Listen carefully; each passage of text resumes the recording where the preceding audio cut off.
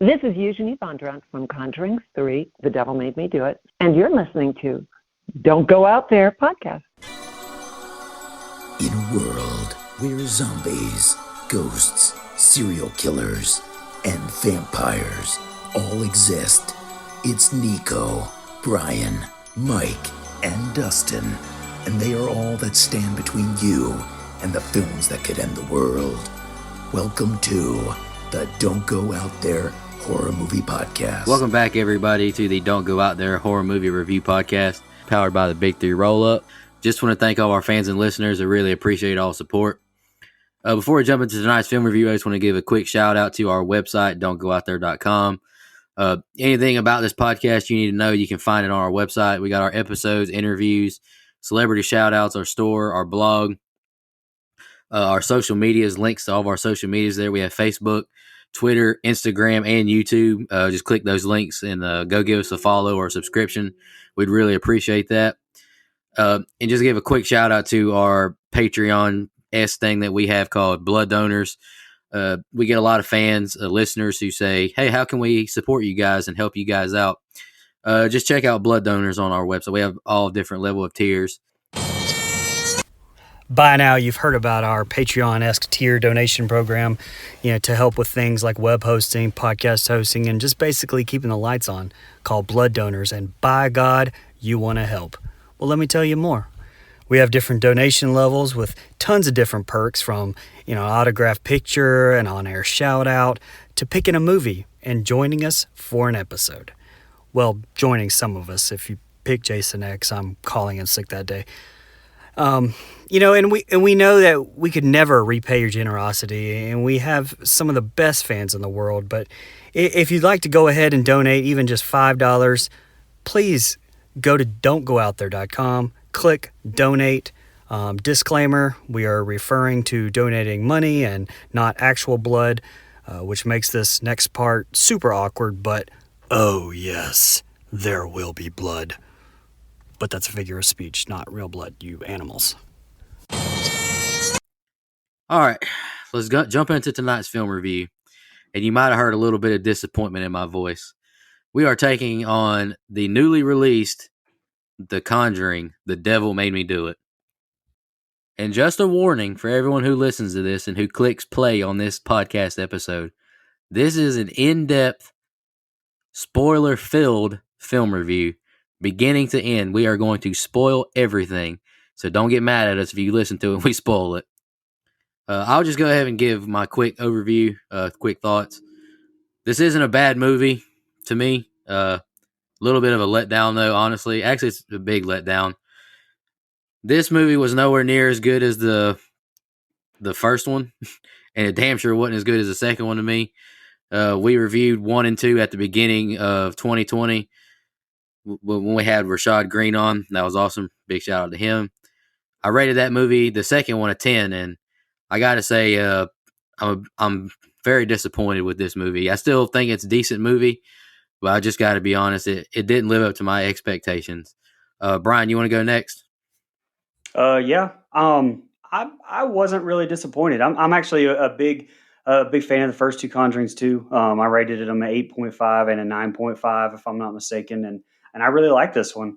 I actually wondered if this would miss James Wan in the director's seat, and since I've called him the modern day Wes Craven and that he had a big movie making dick before it, the answer will always be yes to that question. It will definitely always miss James Wan, but I think Michael Chavis did fine. I mean, this is a different movie. We're in the third movie of the franchise if you don't count the spinoffs, and I don't. I didn't mind different. It's not unrecognizable or anything to me. And, I'm here for Wilson and Farmiga. I've said that in the other 2 episodes, and they deliver. Chris Stuckman actually compared it to a TV series and said that if you like the characters, you're even going to like some of the lesser episodes. And I think that's a good comparison. Although Yeah, I don't really agree. I don't really think that this is like a lesser episode, though. To me, I think it stands right there. I mean, is it as good as the first 2? Maybe not, but it's not, very far, but it's at least close. I enjoyed it as much. I'll definitely be rating it high. And, when we live in a world where like horror sequels usually just suck and go downhill, the fact that this is even as good as I think it is says a lot about everyone involved. But that's what I think. Dustin, you want to go next? Yeah, sure. So I've got a completely different take on this movie than anyone else on this podcast because before this weekend, I had not seen a single Conjuring movie. I've made it very clear, as has Brian, that possession is just not my bag. I do not fuck with those kind of movies. Don't like it. Now, that's not necessarily why I didn't watch the Conjuring movies before. I just had never got around to it.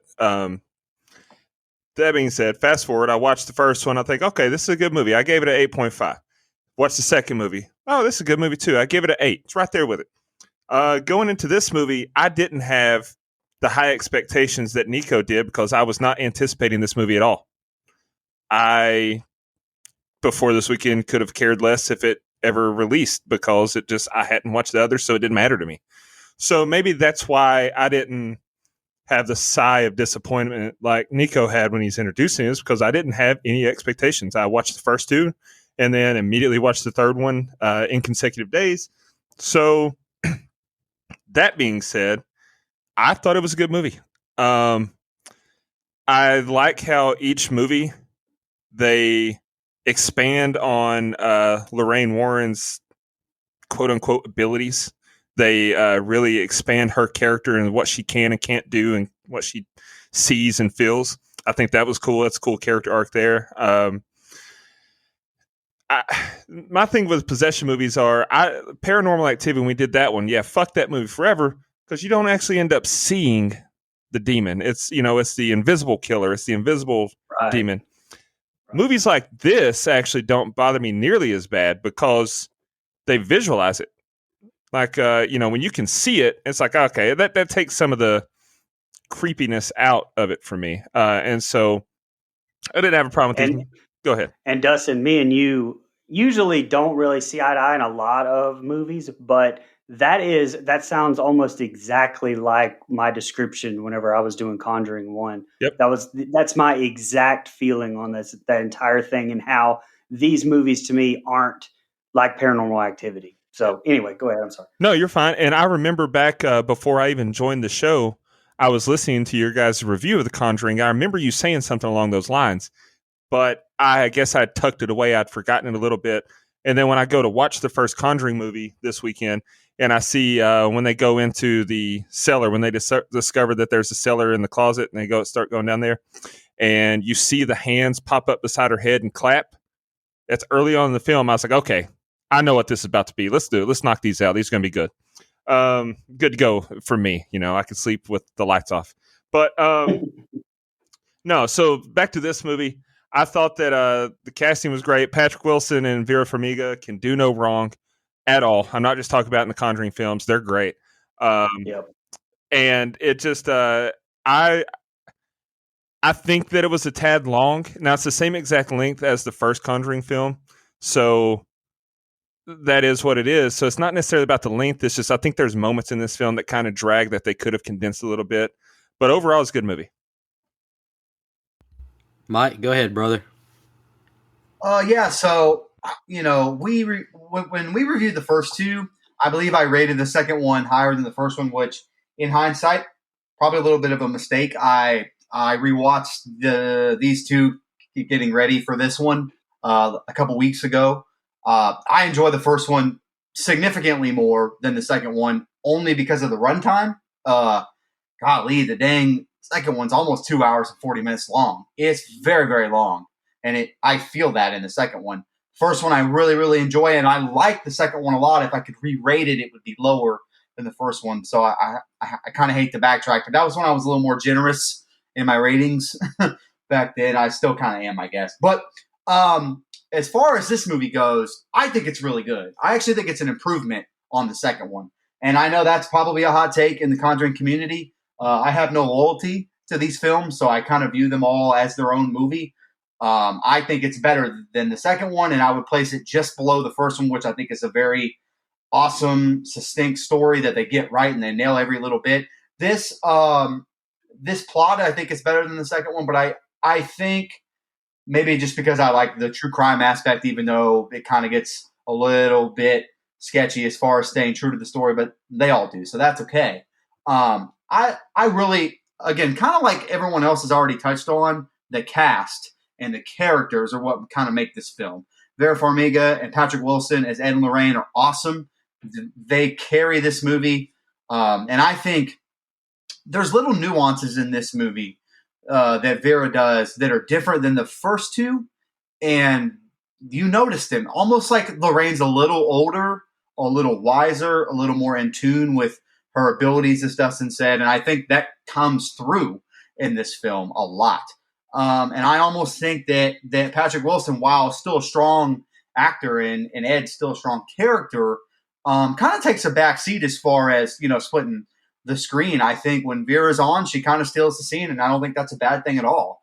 I saw an article earlier this week, and I tend to agree with that. These movies are kind of a love story based around demonic possession, and this movie does that really, really well. As far as everything else, look, this is a well-made film to me. I think the cinematography is fantastic. I probably said it twice as me and Catherine watched them. I just, each time we watched it, I said, man, the cinematography is great. The way that shot looks is great.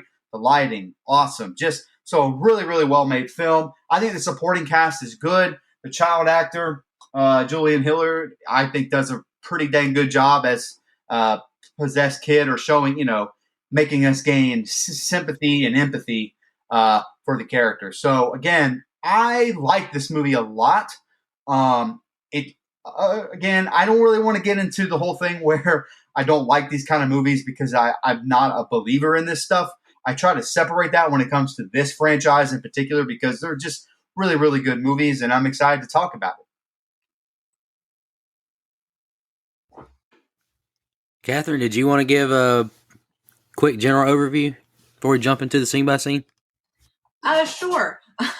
So I'm pretty novice when it comes to horror movies. I don't think I'd watched more than one in my entire life before I started dating Michael, but I will say this was the first time that I'd ever been excited to watch a horror movie. Most of the time I'm being forced.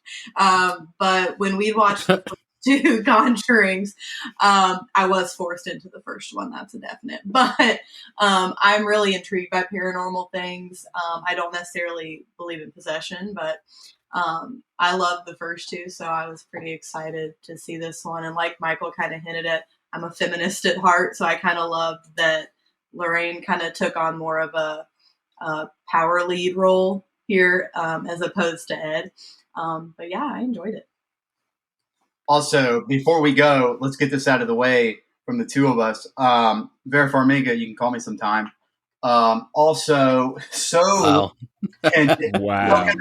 So hold on. Sarah Catherine Hook, you can also call me sometime. In the love of my life, Catherine, you can call me anytime. I believe, fellas, Catherine has one herself. Hold on, I believe Catherine has one herself, fellas. Oh, yeah, young Ed can call me for sure sometime. I'm sorry, I forgot to mention, but Miss Catherine, she is joining us for this film review. Super excited for that. Y'all ready to jump into the scene by scene?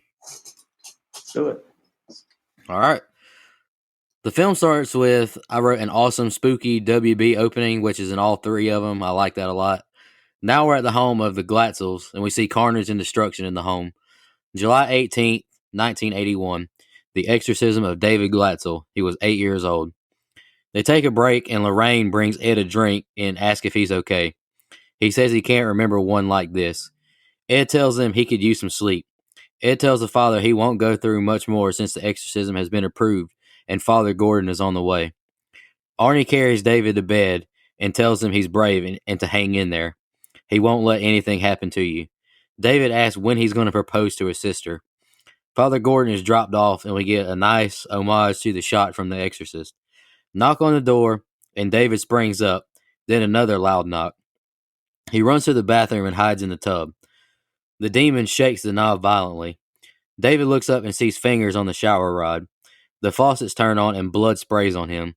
The family breaks into David's bathroom as he screams, and David charges his dad and stabs him in the knee area with a shard of glass. Ed grabs him and tells the father he has to do the exorcism now. David leaves scratch marks on the wall as Ed struggles to carry him downstairs. They clear off the table and Gordon begins the exorcism. Lorraine sees visions of an altar as David has a seizure and his body bends and flexes. It goes quiet and the dishes fly out at the people hitting Father Gordon in the head. David laughs evilly and Ed begins to pray to no effect. David's body flexes into an even more crazy position now. Debbie and Arnie begin to cry out for David. David gets free and tackles Ed to the ground and says, "I'll stop your heart, old man," grabbing his chest. Lorraine falls to the ground with a mind-numbing vision. Arnie grabs David and tells the demon to take me.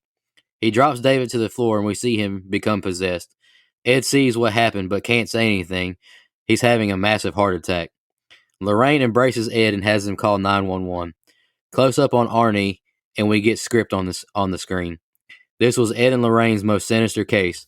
The devil made me do it. At the hospital now, and the doctor consults them, telling them he's stabilized. It wasn't a minor heart attack. They put a stent in his heart and more tests needed to see if he's truly all right. In bed with Arnie now, and we hear him yelling, "Leave him alone," to David. Debbie walks in and he asks why she let him sleep in so late. We hear dogs barking, and Arnie asks Debbie, now that David's okay, maybe they should move out of Brookfield.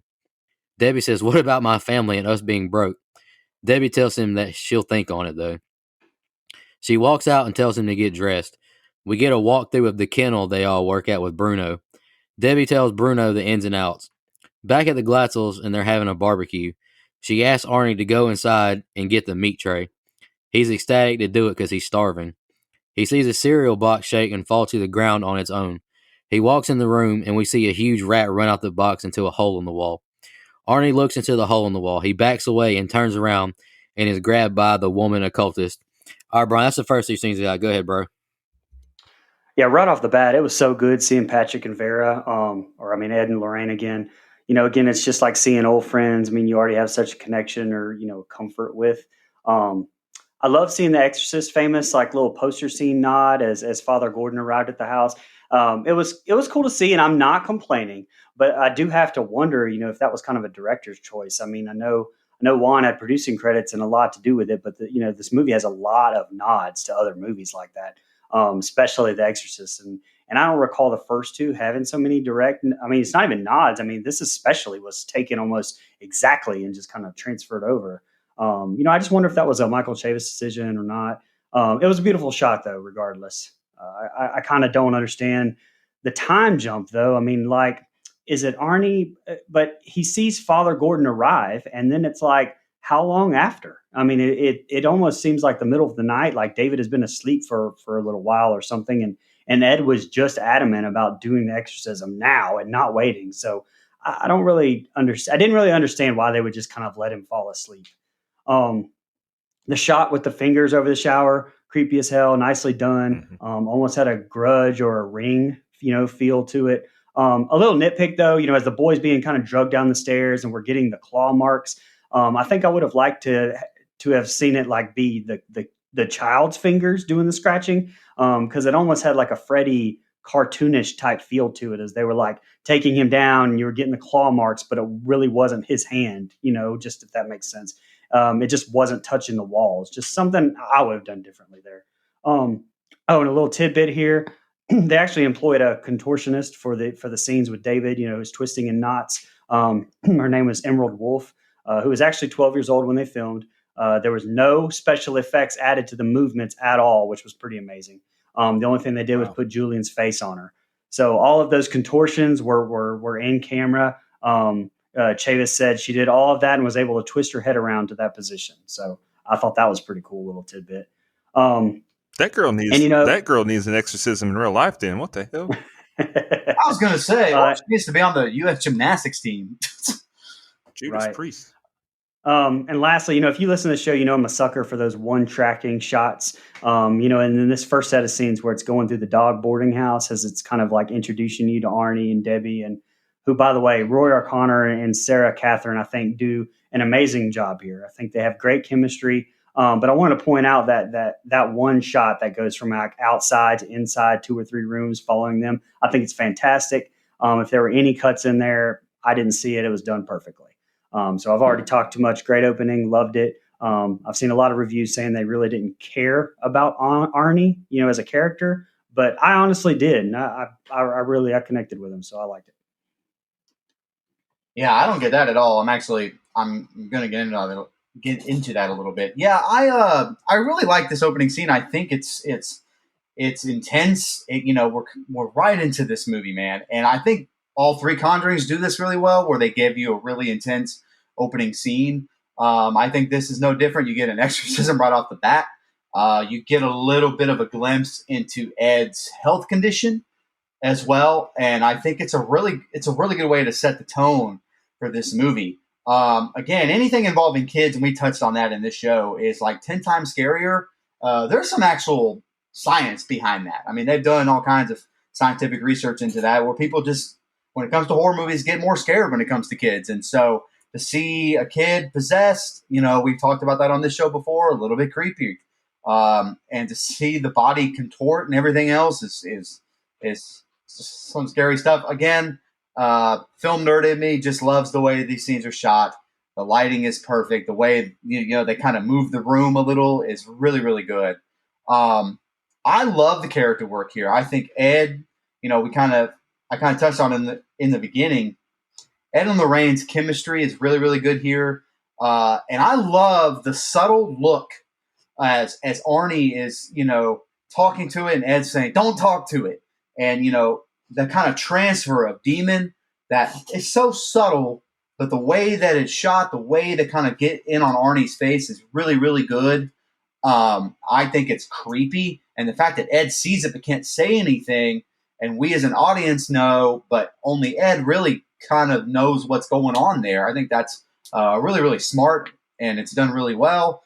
Yeah, I really get caught up in the characters in this movie. I agree with you, Brian. I care about the character of Arnie because he starts out as a really nice guy that takes care of this kid, or he wants to do what's best for the kid. And I think it kind of comes through, and you feel bad for Arnie because he kind of took one for the team here, in the sense that he took on this demon from a kid, and I think that's pretty admirable. So I agree with you. I think it's I get into the character of Arnie a lot, and even though this is based on a true story, I'm not gonna, we don't have to touch on the whole true case too much, because if we do, it kind of ruffles the feathers of the actual movie a little bit. But as far as the acting, between Debbie and Arnie, I think I agree with you, Brian. Really good chemistry, and I enjoy this set of scenes. I think it's intense, like I said, and I think just like the first two Conjurings, gets kind of started off with a big hit. Yeah, I agree with Michael. I really enjoyed how quick everything got moving. And I also kind of was really intrigued by the character of Arnie at first, because he kind of seems like the odd man out, just in the sense that you've got the family and then Ed and Lorraine, and then the priest gets there. And then you have the boyfriend, and I didn't know anything about the case or anything like that prior to watching, but it was very clear that Arnie was going to have some kind of big role here, whether that be good, bad, ugly, whatever. But I was really intrigued by his character, just from how these two scenes kind of played out. Yeah, so first off, I love that we start in a shit-wrecked house in this one. Like, we don't get a build-up to the Warrens meeting the family for the first time. We just get right to it. I like that. That was a good change of pace from the first two movies, I felt like. Because by now we know where it's going, right? We know something's going on. They're going to have to contact the Warrens. And so it saved us some time there. Thank God. Yes. But yeah, you're right, Brian. It definitely has an Exorcist feel, and that they definitely copied the shot of the priest getting out of the cab and the shot from behind with the light shining down on him, looking at the house. Definitely a nod to the Exorcist there. I liked it though. I can appreciate it. I do have a question though. Why the hell did the priest even go to the house if he planned on, like, he took a taxi to the house, but then planned on taking the kid back to the church to do the exorcism? Like, that bothered me when Ed was like, "We got to do it now." And he's like, "Okay, we'll go back to the church." And he's like, No, right here. That bothered me. What the hell is the priest even doing there then? Why didn't they just take the kid to anyway? And man, the ghost of Wolverine absolutely fucked this house up. You're right, Brian. Like, it wasn't the kid's hand on the wall that was scratching up, but it looked like Wolverine was just running roughshod in there. Now, the thing about it is, though, I kind of have a different view on it than you, Brian, because, yeah, it would have been cool to see like it be the kid's hands, but the way I saw it was the presence, the demon, the evil energy was standing on the steps, holding on to the kid, and one hand on the kid, one hand on the wall, trying to keep him from going down the stairs. And Ed was, using his force to drag. And so that's where I like the way that's where my mind took it. So I like the way that was shot, actually. Oh, okay. Oh, okay. I kind of just took it as like the demon was inside him, and so he was the. But I mean, that makes sense. I guess I didn't look at it like that. Yeah, I mean, the demon was obviously inside him, but I felt like it was a even bigger presence. Like the demon is inside and on the outside, and just trying to fight, keep him upstairs. Anyway, the scene where the shit starts flying out of the cabinet, I can't lie, I kind of felt like an asshole, but when that plate smacked the priest in the head, I laughed my ass off. That's my kind of humor, man. Like accidental injuries is hilarious to me. Yeah, and then obviously I put David's body contortion was creepy as fuck, and I did not know that tidbit that you shared with us tonight. And I'm gonna sleep with a light on, just knowing that people out there exist that can do that. There was a rarity in this film franchise in this opening scenes. So when Arnie goes inside to get the meat plate, this franchise doesn't have a lot of false jump scares. It has real jump scares, and those are okay. It's just this franchise has a shit ton of them. But the rat coming out of the box, I kind of expected him to walk around there, be like a cat on the counter or something, but then the rat jumping out of the box is like, come on, like, don't do that. But they made up for it by immediately having the crazy bitch standing behind him. So they redeemed themselves. It was good opening. Or back at the hospital, Father Gordon visits the Warrens and tells Lorraine she needs to go home and rest. She now tells him the story of how they met. They were 17. She went out with her girlfriends and he was an usher at the movies. And they went out for ice cream and it started to rain. And they hung out under the gazebo until it stopped. That was 30 years ago. She could go back home, but her home is here with him. We see a POV shot of someone watching Arnie in a tree about to cut limbs down. Arnie gets a glimpse of the figure in the window, and the saw fires up rapidly, and he drops the saw to the ground. And it pisses off his co-workers, which I don't blame him. Arnie comes home early, not feeling well, and Bruno wants him to fix his stereo and to drink beer with him. Bruno doesn't care, though. He wants to party. Ed wakes up in the hospital and tells Lorraine to call the Glatzels. He tells her, it's got Arnie. Back at the kennel, Bruno jams out to call me and slams a beer in front of Arnie, who clearly looks out of it. The phone rings to no answer at the kennel. Bruno snatches him up to dance, and he grabs Debbie now to dance. Arnie looks at them, and now we see Lorraine calling the police station, warning of a tragedy at the kennel. Arnie splashes water on his face, and he hears a scream from Debbie being attacked, but it's not really happening. He snatches her away, and they back out the kennel. He now sees red flashing lights and then a fade to black. He sees Bruno crawling rapidly at him, and we hear stabbing noises and Debbie yelling, stop. Excuse me. Now we see Arnie walking down the road with demonic eyes, and the cop hits a U-turn and asks if he's okay, and his eyes go back to normal. He turns around with blood all over him and says, I think I hurt someone. Now we hear news reports of Bruno's death. 22 stabs, and he's the first death in the 193-year history of the town. Now we see Arnie reading from the Bible with religious statues in front of him to test if he's possessed.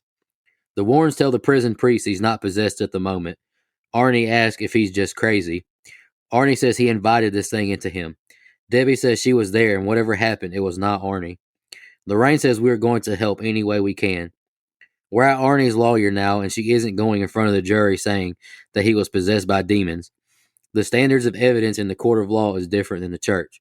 Ed says the court acknowledges God, so why not the devil as well? Ed says come see Annabelle if that doesn't work, and if it doesn't work, we'll butt out. In court now, and Arnie's lawyer says he's not guilty due to demonic possession.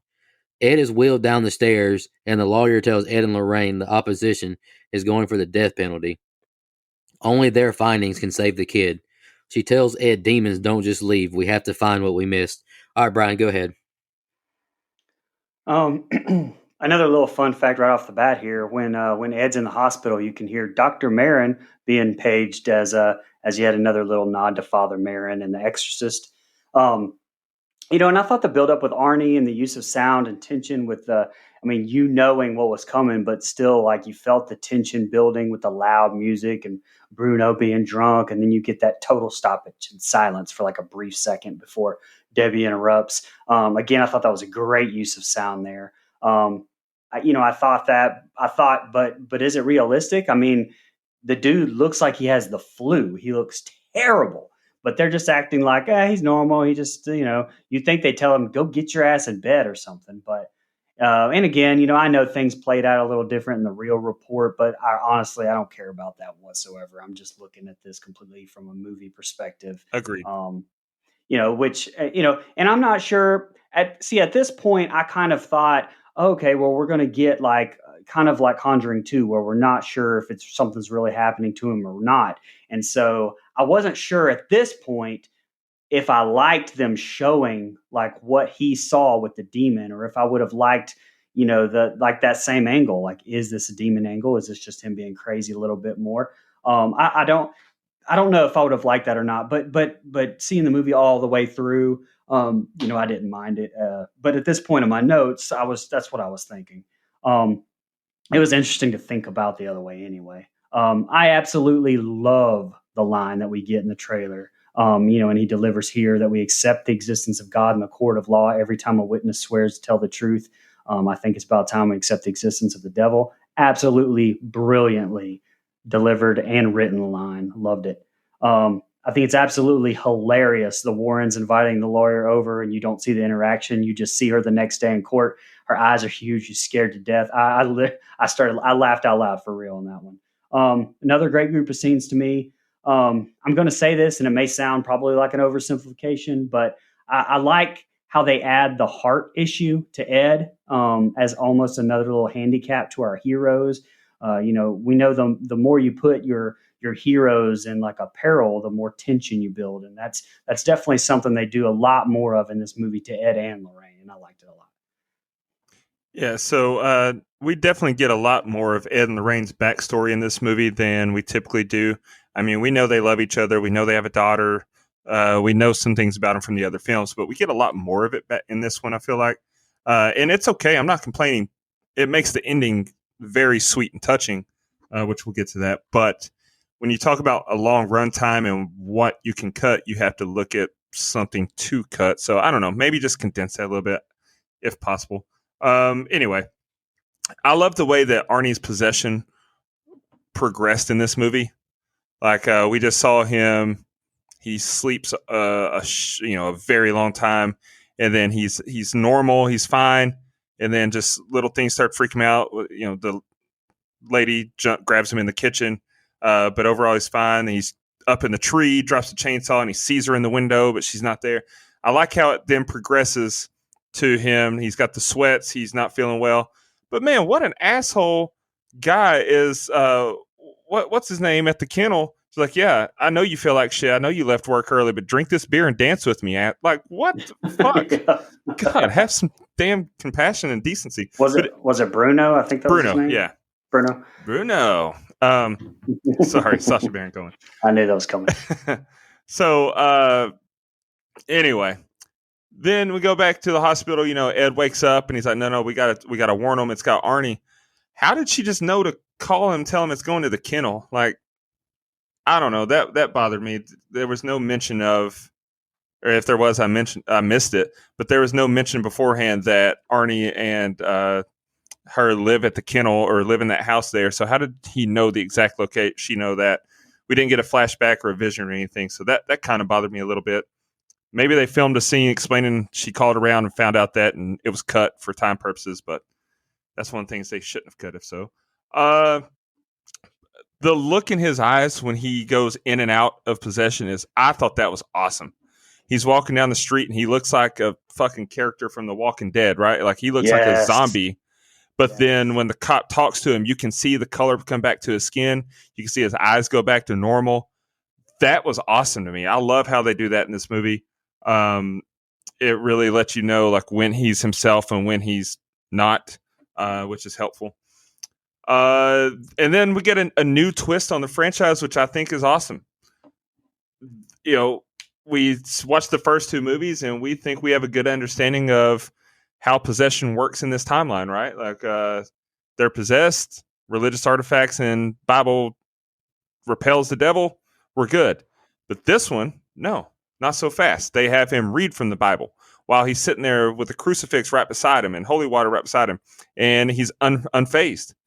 I like that, because then you're like, oh shit, what's going on? Maybe this guy's just a murderous asshole. Maybe he hallucinated that. So I really like at this point, we don't know what's going on, but we do, and you're trying to piece it together. Where are we going from here? I'm really into it at this point.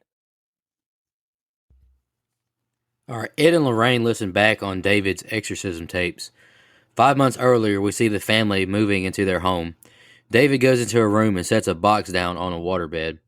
He gets on it and begins to jump on it and then falls backwards, and we see the bed shake like someone or something is in it. We see a face beside his body, and he springs up, crawling back off of it. A hand rips out of the bed, grabbing his arm, pulling him onto the bed. He screams and gets free. His parents walk in and hug him. He didn't know what happened, and his parents didn't believe him. That was his first time seeing it. Debbie doesn't get it, and Ed asks where was the waterbed. Ed pulls up the carpet, and we see the damage. It's not water damage, he says. Debbie opens up the crawl space, and he says, let me go in so you don't ruin your dress. Lorraine goes into the crawl space, and she sees a bunch of rats in one location. She sees a black liquid dripping like on this sack or whatever. She grabs something and reveals it, and she sees more visions. She takes pictures of it, and they show Debbie the pictures. It's a witch's totem. David didn't invite the demons. He was cursed. The demon passed into Arnie that night. Ed explains of how this happened. Ed has Drew send pictures out to police departments. Father Gordon brings up Father Kastner and has the Warrens go visit him to figure out this witch's totem's meaning. They make it to Kastner's house and introduce themselves. He asks if they'd like an omelet, and they get a little funny moment when they go to shake hands. They go on the porch, and he sees the picture. He says to forget you ever saw this. It's sophisticated. Kastner tells them the why is irrelevant. The sole aim is chaos. He tells them to come with me. He leads them down a spooky set of stairs, and Lorraine is hesitant to go in the room. He says this is the reason you're here. He collected these while studying the disciple of the Ram. Lorraine says she should burn this all up. They worship Satan with blood sacrifices. These acts gave them power. A master Satanist is not an adversary to be taken lightly. He asks if this boy going to prison is worth giving up everything they have. We see an altar now set up for ritual. Back to the prison, and Arnie is mopping up. He knocks the bucket under a bed, and they ask if he's going to clean up or not. He crawls under the bed to grab it, but it's snatched away. He backs away terrified. The lights go out, and he backs into the bed where the patient is sitting up singing to him. A spirit grabs Arnie by the face, and he falls. The guards subdue him, and the occultist walks away from the altar. All right, go ahead, Brian. I will say that I don't think that I needed to see David and his family moving into the house here. I thought that I was going to get what Dustin was referring to earlier when I was first watching this. I thought we were going to get the whole, moving in all the way into starting to have issues and blah, blah, blah. And I was like, man, I didn't need to see that. But at least they cut it down a little bit. I'm not saying there were bad scenes here. And honestly, I'm not sure how much they would have added if they would have, if they would have been, say, organically at the start, like we said. But honestly, I mean, besides some cool visuals and the pretty obvious Elm Street 4 Joey waterbed homage here, but I mean, besides that, I don't think it really added a whole lot. We got everything we needed to know about his possession from the start, in my opinion. It wasn't too long, but just me being nitpicky there. Father Kastner's introduction with the I have chicken shit on my hands line, it made me laugh. It broke some tension that it was kind of throwing at you there. It made you pretty instantly comfortable, as kind of, I guess, the Warrens were. It made you ready to sit down with him as an audience. I love the writing there. John Noble has actually been in the Lord of the Rings movies, Blacklist, a ton of stuff since the late 70s. His scenes were great, though. Asking if saving the boy is worth everything you have. I thought that was a great line.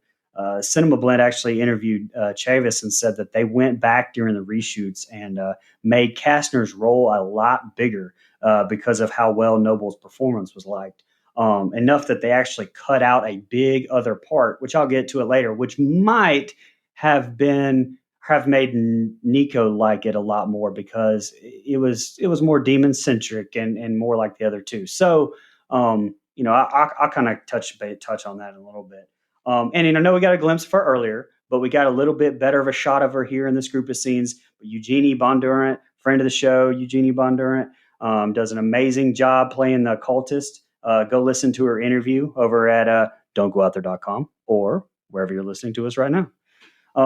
That's all I really had on this group of scenes. The mop bucket encounter was jump scary, if that's a word. Well, it is now. But we're venturing outside of the quote haunted house more in this movie. I like that. There's a fun fact about that exact thing, and it was really the big pitch from Juan to Vera and Patrick to get them on board with doing this one. But I really like that. I know some may not, but I do. You're not recycling the same things from the past movies. So far, I really love this movie. Yeah. So before I go, I want to touch on so Mike and Kat are having some technical difficulties right now. That's the reason they didn't touch on the last set of scenes. And I'm going to go ahead and go here while they try to sort those out. Hopefully they can rejoin us in a second. But I wanted to let everyone know why they're not being vocal right now. But on this set of scenes, yeah, I agree with you, Brian. Like, there's just some shit that I thought the same thing when they said we got to go back to the start to find out how he was cursed.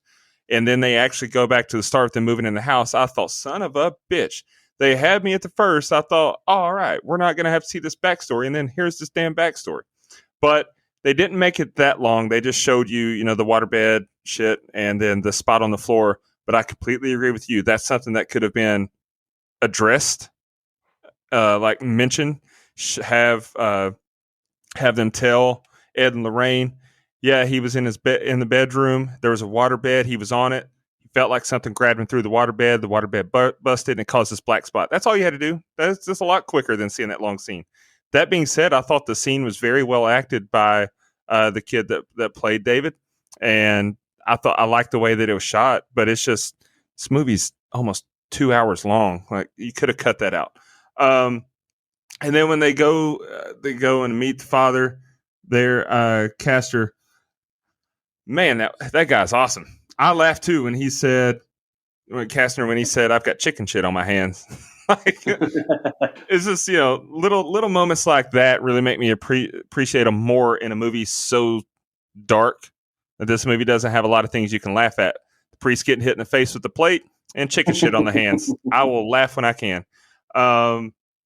That being said, when they go inside and he's like, I want to show you guys something. And he takes them down to his fucking devil room. What the fuck is that about? Who's got a devil room like that? Ed and Lorraine. Yeah, that's true. When he goes down there and he's showing them this, the gravity of his words is just like, holy shit, man. Like, there's a lot of embellishment going on. Hollywood speaking about, well, at least I like to think that, about like Satanists and their powers and everything. That's good script writing, but at least I choose not to believe that shit's true, that they have that much power. But Right. But man, just the quote that you touched on when he said, is saving this boy worth losing everything because that's what it might cost? Like, holy shit, man. That's some heavy, to quote Marty McFly, that's heavy. And there's not a problem with the gravity in the future. So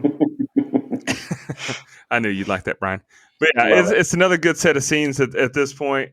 It's just, this is a chunk that I feel like could have been condensed for runtime's sake. All right, back at the Warrens, the Perrin family sends over some flowers, and they get a call from Drew that they got a bite. Danvers, Massachusetts. The Warrens meet with a cop. I wrote cop agent, one of those two. Katie Lincoln and Jessica Strong went missing 4 months ago and were best friends, and Katie was stabbed 22 times. And they still haven't found Jessica. They found a witch's totem in her house when they searched it. He tells the Warrens he's only interested in grounds of reality, Lorraine says, let's help each other. We need the file, and you need the missing girl. Lorraine says she can see things that your people can't. The agent tests Lorraine by making her pick the knife used to murder Katie Lincoln. Ed is pissed at this. She's not a sideshow attraction, he says. But Lorraine picks the correct one as the two argue. They drive out to the woods, and he says it's a 1 in 3 chance. And then she points out he missed a turn where they found Katie's body. So he hits a U-turn. Back to the prison, Debbie and David visit Arnie. She asks what's going on, but he lies, saying nothing. She knows he's keeping something from her. David now converses with Arnie about remembering what it felt like being possessed. You're always cold, and you never feel alone, and it's never quiet in your head. And she asks Arnie what it's telling him to do. Back to the woods, and Lorraine stops at a spot. Something terrible happened here, Ed. It fades to nighttime as she touches the earth. She sees hands behind a tree, and the two girls run from behind it. Lorraine begins to follow the girls running. Jessica gives Katie a gift from the festival they went to, and we see a possessed Jessica stabbing Katie over and over, with Vera performing it in like real time. Ed grabs her, and she runs off into the woods. Ed chases Lorraine, and she stops at the edge of a cliff over the water. Ed grows weary from his heart attack, but continues the chase. Lorraine turns around and is grabbed by the demon and pulled over the cliff, but Ed catches her and pulls her up. Lorraine tells Ed and the agent that Jessica's body is down there. The paramedic gives Ed a pill, and Lorraine gives him an evil stare because he didn't take his medication. The agent tells the Warrens that they found the body. He says he'll get the file to them in the morning. All right, go ahead, Brian. And this is almost where it gets a little bit Law and Order SVU-ish, or the first True Detective season, which organically totally makes sense here. And I love those shows, and especially the first season, True Detective. If you haven't watched it, go watch it. Oh my god! So I'm fine with it. The thing that and Dustin touched on this a little bit earlier, but the thing that I'm not the biggest fan of is how much they delve into and kind of use Lorraine's visions in this one. It like you said, it's organically probably the best move. I mean, we're in the third movie. You're going to need to expand on all these things, but it's just, it's definitely used way more, but it's almost like used as like a superhero or something. I don't know. It just, to me, it loses a little something, I feel, when it's just used too much to drive the plot. And that's just my personal opinion. I just think like the whole visions thing is better when it's like sparsely used and just barely used here. It's used a lot. The effects used on the scene where Lorraine and Ed and the cop are on the woods, everything goes pitch black. I thought that looked tremendous, looked fantastic. Obviously, this was used in the trailer, which I kind of touched on with Nico a little bit before I'd even watched the movie, just, how much they really put in the trailer. I think, and now watching the movie, I think they put too much in it. And again, I really like the heart attack still plaguing Ed, even just running through the woods, adding more and more to that scene, just hanging. And the hanging off the cliff was again, it was cool to look at. It was a great visual, but it felt too out of place to me in a Conjuring movie. Again, a little too superhero-y, if I can use that made up word. Go ahead. Yeah, I agree. So I like the callback that we get to the first Conjuring movie. So when they get the flowers at their house from the whatever the name of the family was, apparently that was the name of the family from the first Conjuring film. So I thought that was a cool little throwback there. Okay. But the rest of this set of scenes. So the missing girl storyline to me, could have been cut, condensed. Yeah. Like it went on way too long, especially like I said. My main gripe with this movie, if you can't tell, is the damn runtime. And they spent a lot of time and energy in this set of scenes on that sub storyline that really, okay, I could see it had a point, but really was unnecessary, irrelevant. And here's the thing. If I'm a cop, I'm probably looking at Lorraine a little bit sideways here. You called the cops, letting them know, hey, there's going to be a tragedy at this location. Okay, that was earlier in this film. And then right now you have these quote unquote visions and you say, hey, her body's down there. Okay. All right. Now let's relax a little bit. And her powers, if you want to call them that, like you said, I do like that they're expanded. But in this set of scenes, and really overall, Lorraine reminds me of two people merged into one. So I don't know if you've ever seen the Dead Zone. It's a Stephen King movie that they made into a TV show. Main character's name is Johnny Smith, played by Christopher Walken and Anthony Michael Hall in the TV show. And then it was like his character from the Dead Zone mixed with Detective Adrian Monk from the television show Monk. Like the way they just touch things and have these visions and can solve the case without actually doing anything. Like, come on, that's a little bit over the top there. Last thing I want to touch on is, since she didn't get a shout out at the beginning of the show, Ingrid Bisu, I know that writer James Wan is your husband, but you can call me sometime. She played Jessica in this movie, and she is fine as frog hair. Go ahead, Nico. Yeah, days after Ed's massive heart attack, he became 11 from Stranger Things. Anywho, back at the hotel, and Ed gets a call from Debbie. It followed Arnie, and he tells Debbie to call the prison priest, and their phone connection goes out. Back at the prison in Arnie's cell, the priest shows up and gives him holy water. God gives everyone the right to defend themselves, he tells him. This demon isn't here of its free will, Lorraine says. It's a curse, and curses can be broken. She touched David's hand, and she saw something. She says if that body is Jessica, the connection could still be open. Arnie is sitting in his bed, terrified, and he pours the holy water in a circle on the floor as he prays and sits in the middle of it. The Warrens get to the morgue, but no one's there. Ed breaks the glass, letting themselves in. Ed turns the time light on, and they search for Jessica's possible body. They find the waterlogged body, and Lorraine grabs her hand. She doesn't see anything at first. Then she squeezes tighter, and she tells Ed the connection is here. She walks out the curtains and through this tunnel, and she hears a train. Ed asks what she sees. She says she sees stairs, a train, and now an altar with 12 black candles in a circle. It's a woman. She's reaching out to Arnie to complete the curse. We see Arnie crush the holy water container. Arnie goes to cut his wrist. Lorraine yells for it to stop, and a guard finds Arnie. Lorraine and the occultist meet. How are you doing this, she asks. The connection works both ways, she tells Ed. The light goes out. Ed walks to turn the light back on, and he notices the large man's body is up from the morgue table.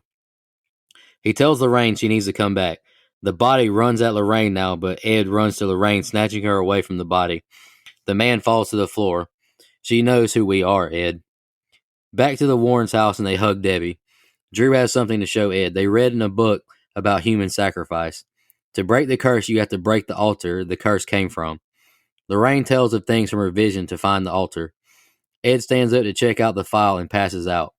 Ed is in his bed now and wakes up and walks down the hall. He sees a mess on his floor, and the door to outside is open. He calls for Lorraine and finds her bracelet. He hears a noise, and the occultist is behind him in another room. You're so close, she tells him, and she fades away. He sees the big man's body from the morgue. It runs at him, but Ed prays and fights him off and goes to stab him, but Drew grabs his arm. It's actually Lorraine. It was her, Lorraine says. She was here and in our house. Ed looks in his office, and Lorraine notices some decayed, charred flowers.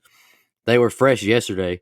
Ed drops the vase to the ground, and a witch's totem is inside it. The next day, they're back to the drawing board.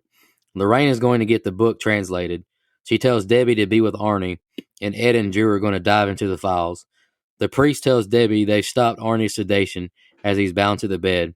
Ed asks, isn't it weird that Jessica lived 180 miles from the Warrens and Glatzels? They ask where Jessica found her totem. She found it in a box in college in Fairfield, which was right by them. This woman lives in the area. They start to pick out the correct freight line, and I wrote, Ed is terrified. And the next two scenes are the ending. Go ahead, Brian. Yeah, I don't really have a whole lot on this scene. I noted this is stupid, but hit the whole holy water thing. That was way more holy water in that little vase that could have then went around him in that circle. Plus, you could tell that they used like glue or something to kind of give it that wet look. It looked a little bit too different. Anyway, that's just totally me being nitpicky and dumb. Hey, man, Lorraine Holt. hang on just a second here. Don't question holy water. This is religion we're talking about here. Jesus fed the masses with 5 loaves of bread and 2 fish.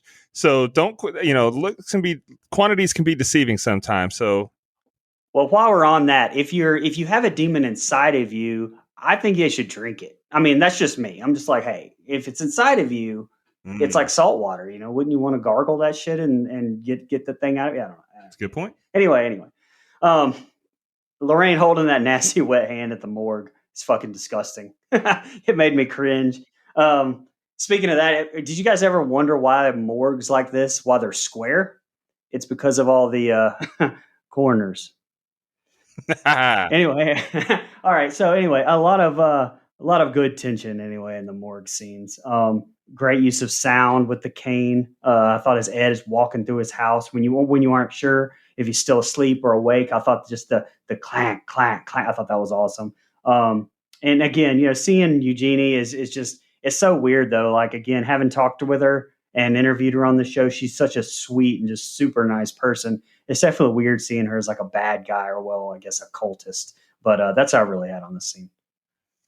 Yeah, I don't have a ton on this set of scenes either. It's just this vision was okay with me because, on the last set of scenes, I was kind of shit on a little bit because I think I was just more annoyed with how far in depth they took the missing girl storyline. But this one was okay to me. Like she actually physically touched the body there, the dead body, and there was a connection. I get that. That's fine. I'm fine with that. That's what I meant when I said I like how her character is expanded here.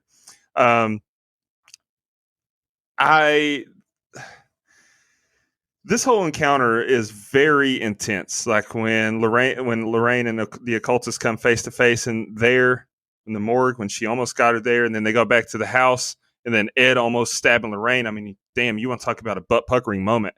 And so this set of scenes is. I really enjoyed this set of scenes. I just didn't take a lot of notes. Maybe I was just so into it that I'm like, all right, we're getting somewhere. I can feel the climax coming.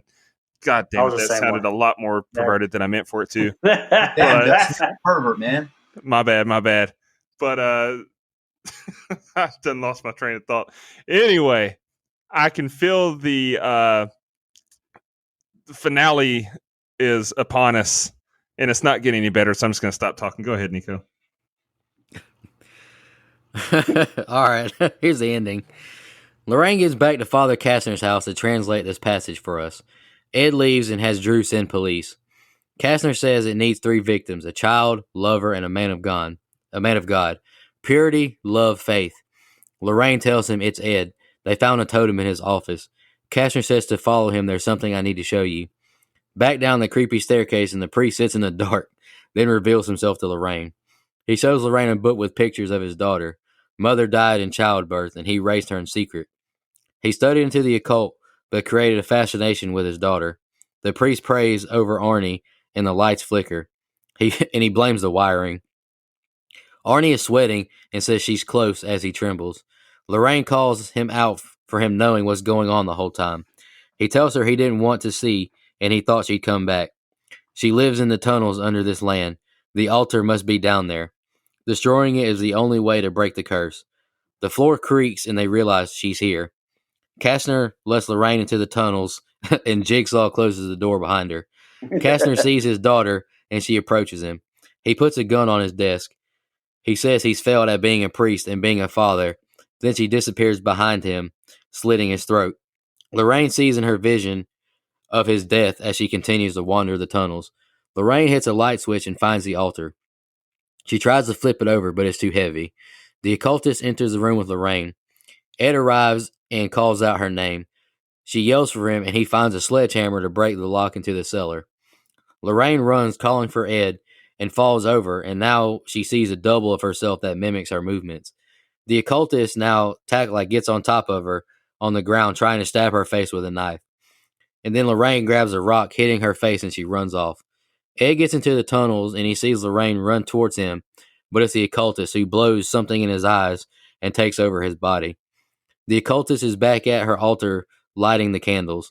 Ed swings a sledgehammer at Lorraine, and we see Arnie's body begin to shake violently, and he screams. Lorraine cries out for Ed to stop, and Arnie breaks free from the handcuffs, and his body twitches and bends.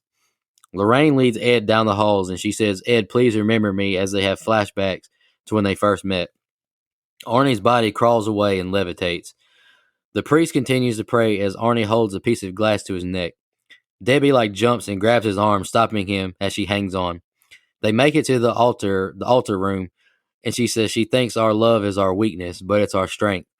She tells Ed to open his eyes, and he smashes the altar with a sledgehammer. Arnie's body falls to the ground, and he's back to normal, and he hugs Debbie. The occultist walks in the room with Ed and Lorraine, and he says the curse is broken. Her body twitches and breaks, and the demon comes in, killing her, taking her soul back to hell. Ed and Lorraine crawl out the cellar, and he forgot his pills, but she gets one out from her locket and gives it to him. Happy music plays as cops arrive. Ed places, a souvenir or whatever from the from the event in their evidence room. We see Arnie arrive to court, and he's harassed by the press as Debbie makes her way through the crowd to kiss him. On November 24th, 1981, Arnie was found guilty of manslaughter and got 5 years in prison, and he married Debbie while serving his sentence. Ed surprises Lorraine with a gazebo of their own in their backyard. They embrace and share a kiss as the end credits roll. It ends with real footage of the Warrens and David Glatzel's actual exorcism tapes. What do you think of the ending, Brian? I liked it. Kastner, I think they did a good job of kind of making him, a red herring almost. At least, I thought he was actually involved, right up until obviously when you found out he wasn't. But great throat slash on Kastner. Spoiler alert, that's my favorite kill. There's not a lot to choose from, but throat slash, gotta love it. Top notch throat slash there. I'm liking it. And props to the set designers. I don't know why it stood out to me so much, but the set on that whole altar, I thought it looked tremendous. Like the effects shot with the three Lorraines, I thought that looked good too. Going back to the altar though, I don't really, I don't know how she got those huge, gigantic stones. Maybe it's made her, that's right, the demon made her stronger. So maybe she just went and picked up some stones. I don't know. Those things were heavy. Those things were heavy as hell. And I don't, if you don't look into the logistics on how she got them down there, they looked fantastic set wise. Ed with that sledgehammer, definitely talk about homages to film, definitely gave you a Shining vibes for sure. Overall, I like the ending. It's your typical Conjuring ending. It's big. It's a little less supernatural, than normal. But that's what I was kind of getting into a little bit earlier. Cinema Blend actually had that interview with Chavis, and he talked about that there was a decision or whatever to cut a lot of material to add more John Noble's character. They explained the decision while also being careful not to give away too many details. Chavis noted that one aspect from the sequel that made the idea exciting was the fact that it was a different kind of movie than The Conjuring 2. So, there's still a visit to the artifact room, but you don't have an evil like, and I'm not the demons' names are listed. And sorry, I'm not saying that shit. I'm not that stupid. I'm in my house. Hell no, I'm not saying those names. But anyway, that they make the conclusion feel a little bit special. They had a more of a significant demonic presence though before that they cut out, and and a part of that was to try to make this a different movie than the previous Conjurings. The whole aim of it was to kind of surprise people and, to kind of take the Warrens and the franchise in a little bit different directions. So, by doing that, they all had a plan and couldn't fit, the whole demonic part in there. So I don't know, like I said earlier, if that's maybe would have made Nico like the movie a little bit more or not. I don't know. I really like the way that they did it. I like everything about this movie, really. There's it's not perfect, but I loved it as another entry in the franchise. Yeah, I can agree with that for sure. So my thoughts on the ending here is that I was a little annoyed at it. Seemed a little lazy. Now, you mentioned this earlier, and I want to say it right now so that anything I say that's not consistent with what happened isn't taken the wrong way.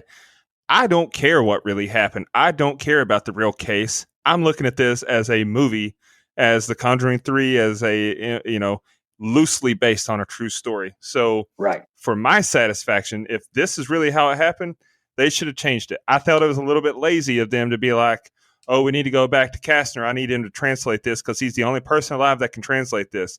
And they get there and he's like, oh, yeah, that's my daughter. Her tunnels are downstairs. And then her tunnels, that's probably where her altar is. I just have no idea. That's bullshit to me a little bit. I hate that her shrine or altar, whatever you want to call it. I hate that shit was under his house this whole time. That really irritated me. But that being said, man, this ending was exciting, right? I mean, you want to talk about tense. You had, like you said, a great throat slash. I thought the effects on that were fantastic. The tense encounters between the Oculus lady and Ed and Lorraine, like, man, holy shit, you're just on the edge of your seat the whole time there. When Lorraine is pleading to him, just remember me, and then you get the flashbacks again. It'll keep your attention if nothing else. I mean, and that's the biggest sin a movie can have is being boring, right? And this one is definitely not boring. So I applaud them for that. I thought that the actual ending with him giving her the gazebo. How do you say that word? Gazebo. Yeah, that's it. God, what's wrong with me? But that in the backyard, I thought that's what I was talking about earlier. That's why the flashback to the Ed and Lorraine, how they met, that makes it okay that we got that at the beginning of the movie because it's really a touching moment to see the look on their eyes when they're, it's just a sweet moment. God, I feel soft even saying that. But, it's a really, and I actually laughed because I didn't want this movie to have a feel good ending. I wanted there to be some bad come out of it. Sometimes you need that in a movie. And then when you see the altar get smashed and Arnie's released and Ed doesn't kill Lorraine, like they live happily ever after, you're like, well, shit, everything worked out. It was a little bit too fairy tale for me. And then you get the text come across the screen that no, he was charged with manslaughter. Like that made me laugh too, because I thought everybody's going to get off scotch free, and they're like, nah, his ass went to jail for 5 years. Like, that was funny to me. So, but overall, like I said, I didn't go into this with the same expectations as a lot of people did, and so taking that to taking account for that, I was pleased with this movie. I thought it was a good addition. Yeah, and I didn't really talk about it, but the occultist, when that demon kind of tears her a new one, like at the end, just kind of twists her all up and stuff. That was really cool scene. That was really, I liked that. It was good. Any more final thoughts before we jump into a fan question and fun facts? No, sir. Let's go. All right. Legendary blood donor Sean Irwin, he commented on Facebook saying, I thought this movie was better than the second, but still not as good as the first. My question is, did you think this movie was more intense and scary? And I'll just answer it first. I'll be honest with you, Sean. I didn't think it was intense or scary. Go ahead, Brian or Dustin, whoever's ready. Yeah, I mean, there were definitely some intense scenes. I don't think that any of them are scary, honestly. But there are definitely tense scenes in all three of them, and I think that there was tense ones in this one. Yeah, so I don't think it was as scary for me personally. Now, I'm not saying that I'm a bitch and I was afraid of the first two movies by no means. I eat, bowls of nails for breakfast. But those movies deal with entities possessing people, where this one, you actually had a physical woman who was hexing these people. Right. It's a little bit different for me. It's a little bit more tangible. Tangent. I could reach out and touch this woman and punch her in the face if I need to. So that takes the scary factor down a bit for me. I definitely think it did have its tense moments. Of course, I touched on that because you think that Ed's going to kill Lorraine. You think that Lorraine's going to run off the side of a cliff. So there's some tense moments, and I thought it was a good movie. I can't necessarily get on board with Sean's assessment of where this one ranks out of the three. But Sean and I disagree often. So I will say I thought I missed that part of the question. I think the beginning was The beginning was a little bit intense, but the rest of the movie didn't hit that way for me. I got a few fun facts I'll read from IMDb. Lorraine Warren, played by Vera Farmiga in the Conjuring movies, died a natural death, age 92, on April 18, 2019. She had been a head consultant on all of the Conjuring projects and an avid follower of the series. Julian Hilliard is the third child star from The Haunting of Hill House to act in a Conjuring movie, preceded by Lulu Wilson, Annabelle Creation 2017, and McKenna Grace, Annabelle Comes Home 2019. All three played younger versions of the Crane siblings. And The Haunting of Hill House is a great show if y'all haven't watched it, so go watch that. James Wan remarked that with The Conjuring 3, they wanted to get out of the haunted house setup, which was a subgenre of the previous two films. The Devil Made Me Do It takes a major turn in this regard. I only got two more. Vera Farmiga, who plays Lorraine Warren, described the experience of returning to play the character as coming back to the family. She further joked, "I love working with this guy," referencing to her on-screen husband and close friend Patrick Wilson. And the last one I have is the working title of the movie was plainly The Conjuring 3. However, later it was changed to The Conjuring, The Devil Made Me Do It, as a direct reference to the infamous 1981 Arnie Johnson trial. And I believe you two said you have no fun facts, so go ahead, Mike, with the budget. Money, Mike.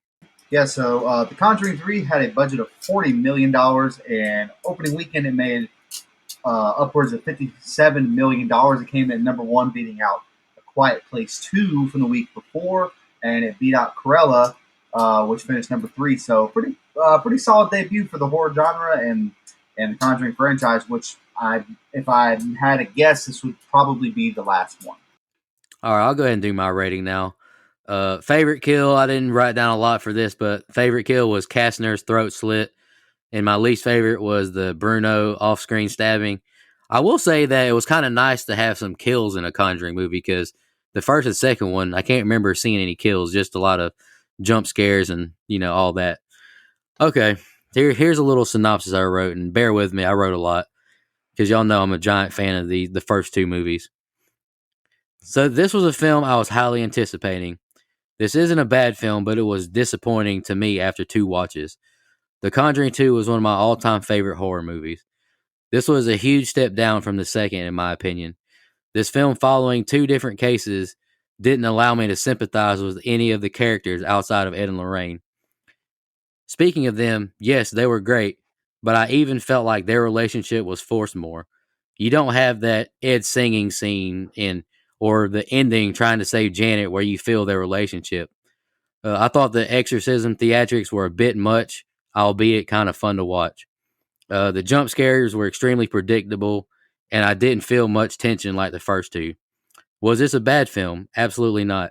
However, I hold the Conjuring movies to an extremely high standard. I gave this a 7.25. Yes, lower than films such as Bride of Chucky, which this was made better, but I didn't enjoy this like I had hoped.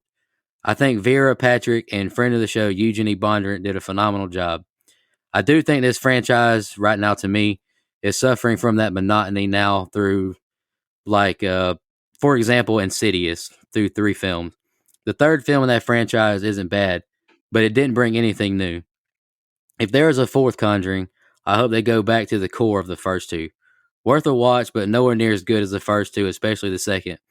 To me, this felt more like a Conjuring universe film instead of a Conjuring film. And whoever wants to go next can go ahead. Yeah, so my favorite Phil is Kastner. A lot like Brian, I am a sucker for good throat slash. My least favorite was Bruno. Not really a good reason why. There's not a lot to choose from, and just kind of stab. Even though I enjoy the Scream franchise, that just the way it is. Yeah, so like I said in my opening, I like this movie a lot. The character arcs of Ed and Lorraine have over the 3 films are great. I enjoyed the plot, and I actually like the use of the satanic rituals. It's probably everyone's surprise. It's very 80s with the satanic panic, even though this is the early 80s. I like the use of the evil woman, and I like to reveal this Castner's daughter the whole time. Like, I think that's a really cool little twist on it. And I mentioned it in my opening as well as Catherine, where I like that Lorraine takes over this movie as the main person. Her story, her character arc is really the livelihood of this film, and I think it shows the way they just, her focal point on her skills. It means so much more to this movie than it has in the previous two. I love how the woman is in control of Arnie in the scenes inside the prison hospital with Arnie, Debbie, and the priest. Some of my favorite in the franchise. I think they're really well shot, really really spooky, really just it's really well done. The effects are great there. It's not a perfect movie by any means. There's some predictable dialogue and some stuff that takes me out of it.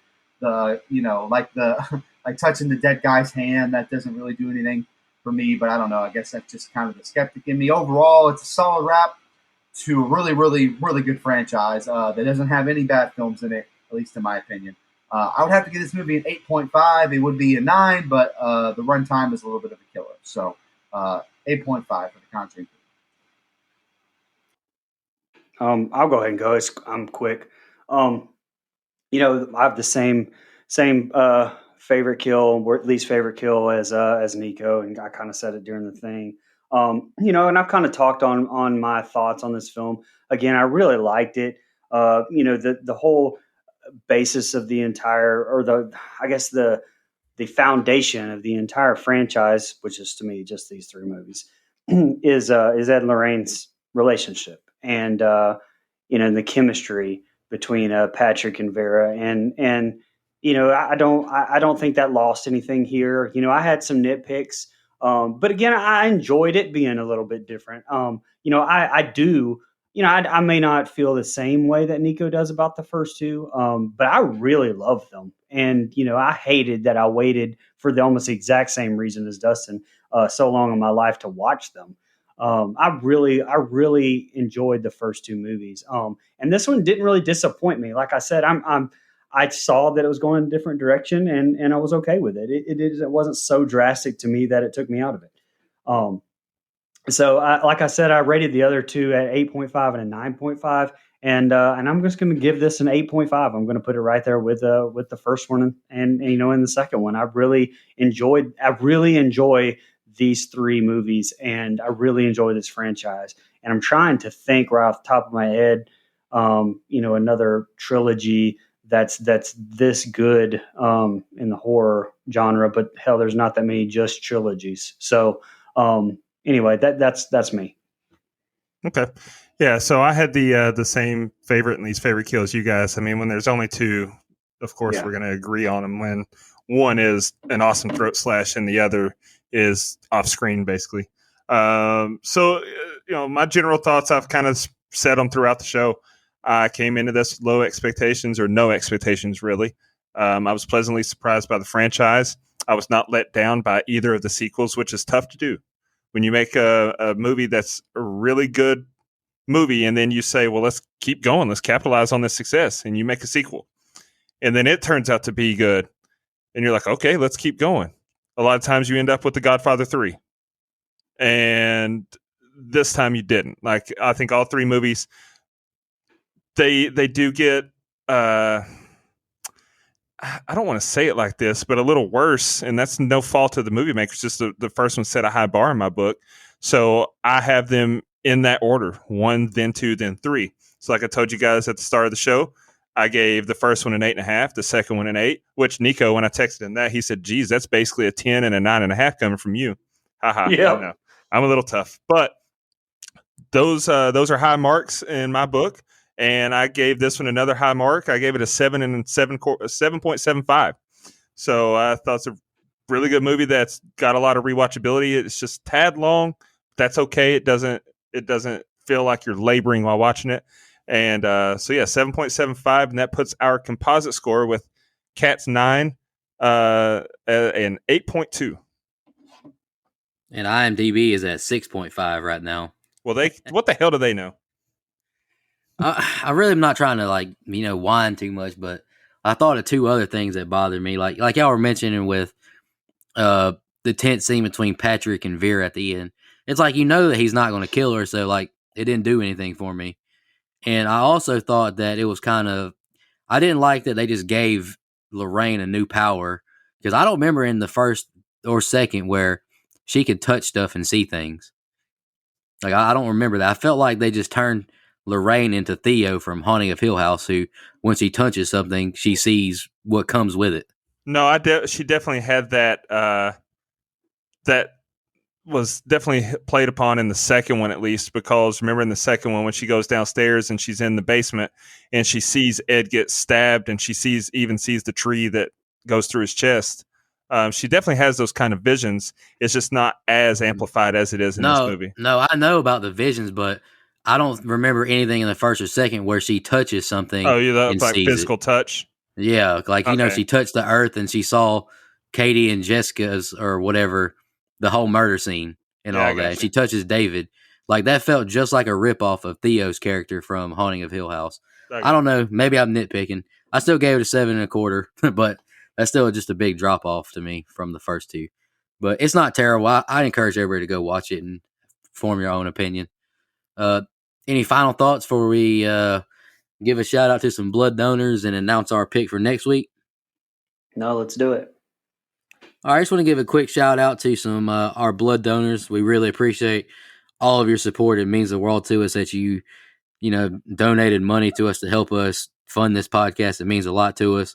Our legendary blood donors are Miss Jo Swinford, who was on for her film pick Disturbia a couple weeks ago, Mr. Sean Irwin, Mr. Matt Sears, Miss Shan Petrusevich, who will be on next week when we announce our movie pick, Miss Michelle Mirza, who just picked From Dusk Till Dawn. That was a fun movie. And we got a new legendary blood donor, my guy, Austin Graham. Really appreciate that, my man. Dream Warriors, the blood donors, Miss Tasha Reed and Hunter Nelson, my guy, Hunter. And some camp counselor blood donors, Mickey McCrane and friend of mine, Jared Summers. Appreciate y'all and all your support. It means a lot to us. Absolutely. Thank you guys so much. Yeah, that's awesome. Definitely. Thank you. And I'll go ahead and announce our pick for the film review for next week. We're taking on a big one, listeners. Woo! Taking on a big one. I'm worried about it. Nah, don't be worried. We're taking on some big ones. We can handle this one. Awesome. We are taking on 1975's the horror, arguably one of the best horror movies of all time in the genre. Jaws. Yeah, the first PG rated horror movie that we've ever done. I think. I know we've done PG-13, but I don't think we've done PG. Oh, that's a good point. I don't know, but yeah, we're taking on Jaws, a daunting task, but it's going to be awesome to have Miss Shan with us. She is the biggest Jaws fan in the world that I know of, so I'm fully expecting a 10 from her, if not an 11. And it's like me with Ghostbusters. I may just like not say anything and just let her talk the whole time. I mean, I don't know if I could possibly pull anything out that she don't know. Yeah. I think we might let her go last so y'all can get some thoughts in before she says everything. Because I think she knows that movie from beginning to end. Oh, no doubt. But I'm super excited for that movie. Thanks again for everyone who tuned in. We really appreciate all support. Go give us a like or a follow on Facebook, Twitter, Instagram, and YouTube and interact with us. Let us know how we're doing. Appreciate support. Y'all have a good one. Just want to remind everybody